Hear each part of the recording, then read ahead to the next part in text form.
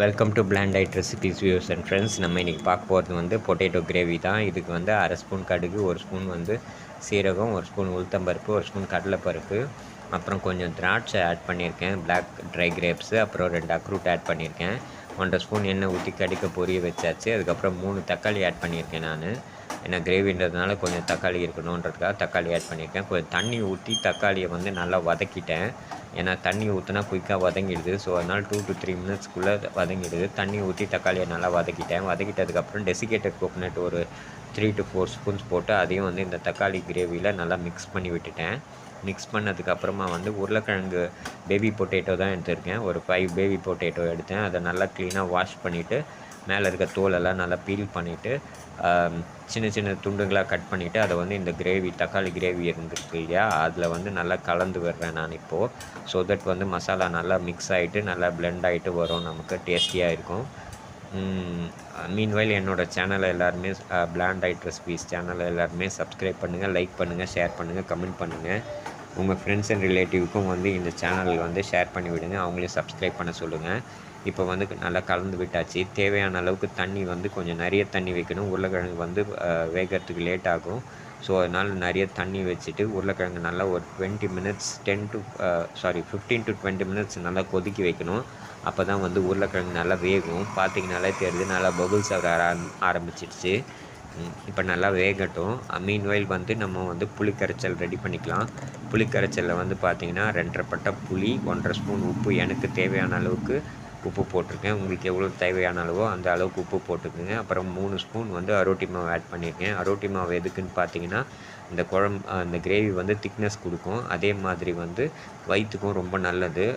Ulcer ப்ராப்ளமோ இல்லை வயிறு சம்மந்தப்பட்ட எந்த ப்ராப்ளம் இருந்தாலும் அது கொஞ்சம் வந்து ஹீல் பண்ணுறதுக்கு, அந்த அல்சரை குணப்படுத்துறதுக்கு வந்து அதுக்கு வந்து கொஞ்சம் ஹெல்ப் பண்ணும் நமக்கு. ஸோ அதனால தான் நான் வந்து எப்போவுமே என்னோடய டிஷ்ஷஸில் மேக்ஸிமம் வந்து மணத்தக்காளி வத்தல், ஜவ்வரிசி, அப்புறமா வந்து அரோட்டி மாவு ஆட் பண்ணுவேன்.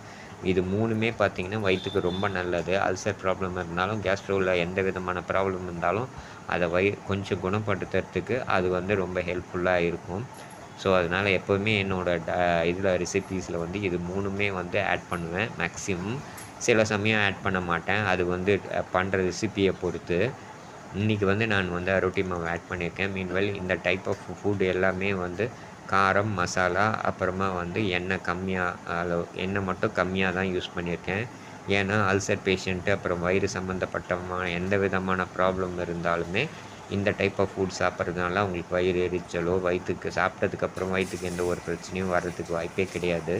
மீன்வெல் கிட்ஸுக்கு கூட காரம் இல்லைன்னா அவங்களுக்கு கூட இந்த மாதிரி டிஷ்ஷஸ் ரெடி பண்ணி கொடுக்கலாம். அதே மாதிரி போஸ்ட் ஆப்ரேட்டிவ் கேரில் இருக்க பேஷண்ட்ஸ்க்கும் வந்து பார்த்திங்கன்னா பிளாண்ட் டயட் தான் கொடுக்க சொல்லுவாங்க. அதனால் அவங்களுக்கும் கூட இந்த மாதிரி டிஷ்ஷஸ் வந்து ட்ரை பண்ணி பார்க்கலாம். இப்போ வந்து உருளைக்கிழங்கு வெந்துருச்சான்னு நம்ம பார்க்கலாம். உருளைக்கிழங்கு வெந்துருச்சான்னு ட்ரை பண்ணி பார்த்தேன். உருளைக்கிழங்கு வந்து வெந்திருக்கிற மாதிரி தான் இருக்குது எனக்கு. எதுக்கும் ஒரு உருளைக்கிழங்கு எடுத்து நம்ம அப்படியே நசுக்கி பார்க்கலாம்.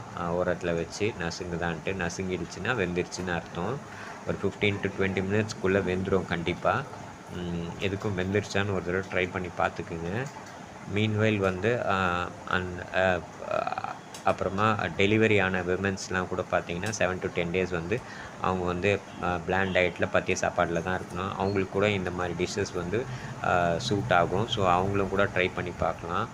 உங்கள் ரிலேட்டிவ்ஸ்லேயும் ஃப்ரெண்ட்ஸ்லேயும் யாருக்காவது அல்சர் இருந்ததுன்னா இந்த சேனலை வந்து அவங்களுக்கு ரெஃபர் பண்ணுங்கள், அவங்களுக்கு ஷேர் பண்ணி விடுங்க. இதை பார்க்க சொல்லுங்கள்.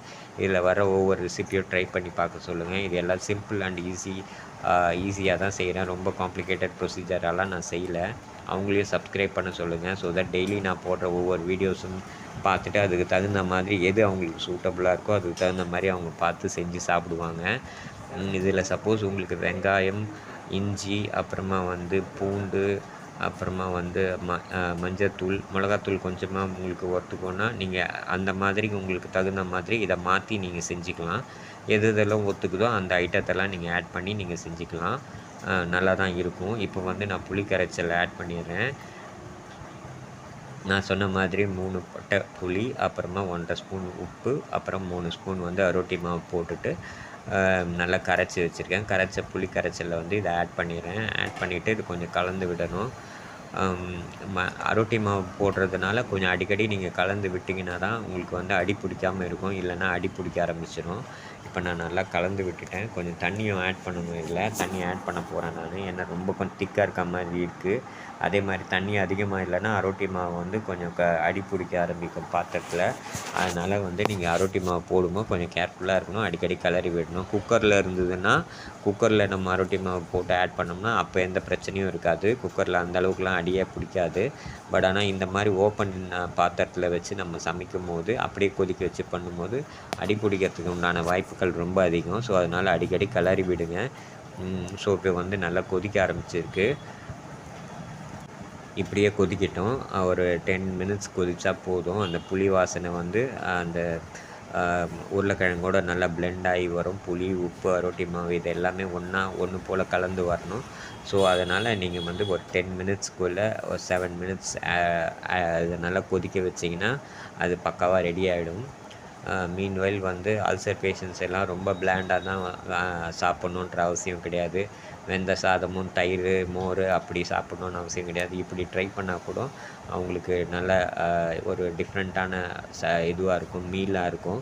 ஸோ அதனால் வந்து இதை பார்த்துட்டு அவங்க இதை ட்ரை பண்ணி பார்த்து சாப்பிட்லாம்.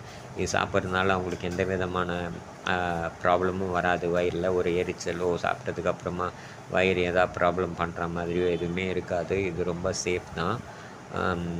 மீன்வைல் வந்து என் சேனலை எல்லாருமே சப்போர்ட் பண்ணுவேன். மேக்ஸிமம் சப்ஸ்கிரைப் பண்ணுங்கள். நான் இந்த சேனல் ஓப்பன் பண்ணதே வந்து அந்த மாதிரி அல்சர் பேஷண்ட், வயிறு ப்ராப்ளம் இருக்க பேஷண்ட்டுக்கு நம்ம போடுற வீடியோ யாருக்காவது ஒரு 10 பேருக்கு ஹெல்ப்ஃபுல்லாக இருந்ததுன்னா கூட அதுவே எனக்கு மேக்ஸிமம் சக்ஸஸ் தான். ஆனால் கொஞ்சம் சப்ஸ்கிரைப் மட்டும் பண்ணுங்கள்.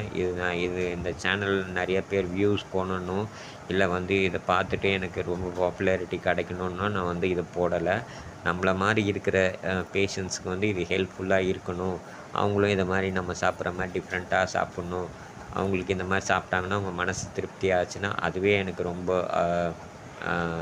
ஒரு பெரிய அவார்டு, ஒரு கிஃப்ட் கிடைச்ச மாதிரி. ஸோ அதனால தான் நான் இந்த வீடியோஸ் போஸ்ட் பண்ணுறேன். என்னோடய சேனலை எல்லாருமே சப்போர்ட் பண்ணுங்கள். முடிஞ்ச அளவுக்கு வந்து என்னோடய சேனலை வந்து எல்லாருக்கும் ஷேர் பண்ணுங்கள். அப்போ தான் வந்து என்னால் டிஃப்ரெண்ட்டாக வந்து டிஷ்ஷஸ் ரெடி பண்ணிவிட்டு அதை வந்து வீடியோவாக போஸ்ட் பண்ண முடியும். இப்போ வந்து நல்லா கொதிக்க ஆரம்பிச்சிருச்சு. 7லேருந்து 10 நிமிஷம்குள்ளே ஆகவும் ஆரம்பிச்சிருச்சு. டிஷ்ஷும் முடிய போகுது. டிஷ்ஷு கம்ப்ளீட் ஆகிடுச்சு. Thank you viewers.